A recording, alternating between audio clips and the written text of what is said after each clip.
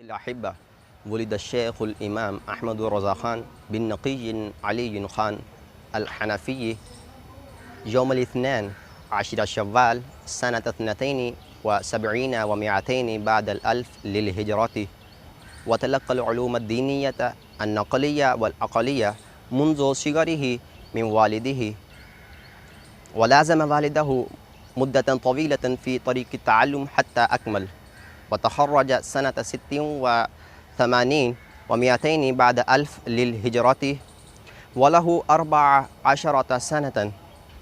وبارع في العلوم الدينية بأسرها وفاق في العلوم الإسلامية، وتجلت مهارته وعبقريته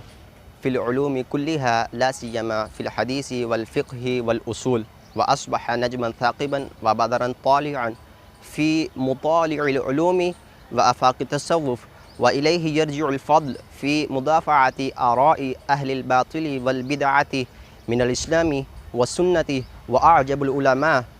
بغزارة علمه وسعة اطلاعه على النصوص والمتون الفقهية والمسائل الخلافية، وبسرعة تحريره وذكائه. صلوا على الحبيب صلى الله تعالى على محمد صلى الله عليه وآله وسلم.